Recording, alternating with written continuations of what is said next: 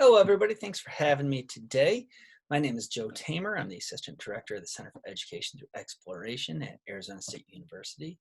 And our specialty here is making interactive, inquiry-based learning experiences. We've made lots of virtual field trips over the years and happy to share some of our secrets for success to make this planning process easier, more organized, and help you in the production process. So here we go. So first thing, and you may have already done this, I want you to consider what's the purpose of this virtual field trip? Why are you creating it in the first place? When you have that in mind, what you want that user to better understand once they've completed the virtual field trip, that helps frame everything that you do, right? And it actually helps to write that down. So you can do that right now, you can do that at the end of the video, but actually putting it down on paper so that I can look at it, evaluate it, tinker with it, iterate on it, that is really important. What do you want them to better understand once they're done with this learning experience? Then what you want to do is say, all right, where's the best place that I have access to? What is that scene? What is that background? What location will allow that user to explore this concept? Not just learn about it, not just read about it, but to truly explore it, ask questions and have those questions answered. So purpose, define it. What do you want them to do? And why is that location central to this idea? Helps you narrow down where you want your virtual field trip to be, okay? So here's an example, right? Once I get that location in my head, this is a picture of a hike I took a couple days ago up on the Verado Stairs just west of Phoenix. Beautiful image, right? That's step one. This is a great location. It's got beautiful imagery. What do I want them to focus on, right? What are the aspects in this image, in this environment, which are important to their learning? Is it the beautiful sunset, right? Is it the clouds in the sky and the formation? Is it the mountain ridge that they have, or the rock formations that we have in the foreground? Is it the few bushes that are hardy enough to survive in this environment? Is it that hiker in the red jacket just off to the left of center? Is it the airport, the runways off on the right-hand side? What are the aspects, the features of this location that's in your head right now? They're going to be central to the learning objective you want to achieve, right? Take a moment, think about this thing, jot down some notes, and then you'll iterate on them as you go. Storyboard is an iterative process. All right, so now think about your audience. What does that mean? Really, when you break it apart and ask why someone, anyone might care about this topic, this learning objective, this skill, this standard, right? Why is it important in the world? Okay, you might have a different reason than somebody else. Now put yourself in their shoes, right? For your audience, for an individual in that audience, if you're a middle school teacher, why does it matter to the life experience of a 7th grader? If you live in a city, why is it important to somebody who lives in an urban community? Or if you're in a rural community, right? Or if you are on an island or in the desert or wherever that location is, how do you connect this concept and this location to that individual? It's called, putting together a user profile. Who is going to consume this? Who's going to watch this, right? How does it connect to their specific lives? And give it a purpose, right? So what's the question you want them to be able to answer at the end? So starting to contemplate why it might be important, why it's important to them, and why this place can answer that question for that audience. All right. So now that you've looked at these different components, now it's time to put it together into a narrative, right? So if I tell a story, students are more engaged. I can give them facts, they can memorize it for a test, okay, fine.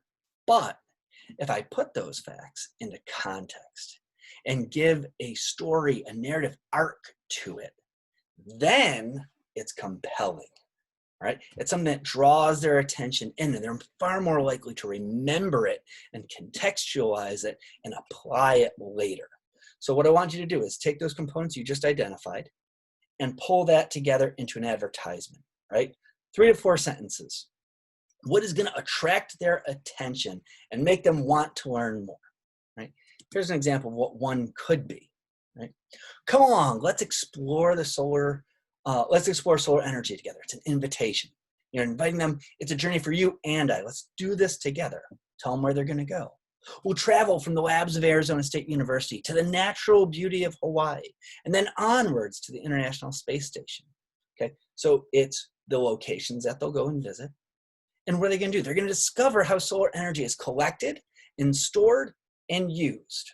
Wow, that's okay. I know what I'm going to learn there. And here's the context. So NASA uses this for their missions, but that solar energy might be powering the computer they're using right now. So I've brought it back from the big profile to their individual use case. Hopefully this is somewhat compelling and draws them in, gets them excited to learn and to explore. Once you have that narrative, all right, couple sentences, now I need to boil it down into a title. This is the title that's going to appear in your curriculum, right? In your LMS, on a website. I need to capture the essence of what you're doing with them and in just a few words. What might that title be? Can it be catchy? Can it draw on their curiosity? If you got that, now think about what image comes to mind with that title. What visual, doesn't have to be the location you film at, could be something else. What image best represents the narrative that you want to build and the title that you just wrote down? Here are some examples from our Infiniscope website. Planetary impact, created by a teacher. Nice image of a impact creator. Exclamation point, boom. Kids like to hear about impacts and, action verbs like that. Stellar life cycle, that's the category. The title is The Secret Lives of Stars, mysterious, right? Another example of our teacher-created content. We're going to be learning about the life cycle of stars. Ooh, what's the secret life of stars? Well, we're going to unpack that through that learning experience. Strange ripples in space, right? This is a lesson about wave properties, but ooh, it's strange. I want to learn more about what's strange. And there's ripples in space. Ooh, I like space. So I've got a title which sparks curiosity, an image that reinforces it. What do you want that image to be for your virtual field trip? All right, so now we've got this idea of the features we want to show off. How are we going to break that up, right? Well, in a virtual field trip, we want different scenes. We don't want to just give it to them linearly. Here's location A, here's location B, here's location C. I'm going to just spoon feed it to you. No, right? We want to think about those features. How do I group them together and inspire them to explore with a question? They need to do a little digging. They need to do a little looking around to find the answer. So with those features you've thought about previously, how do you break that up? We suggest having at least 3 different scenes, probably no more than 5 for your first VFT. Keep it simple, right? But you want to change their perspective and give them a couple different questions to engage with. You thought about a handful of features at first. Are there other ones? If I start thinking about the scenes, well, I've got 3 scenes and I could have 2 features per scene, or maybe this one will have 3. Probably wouldn't go with more than 4 features per scene. If not, maybe you break that up into multiple scenes.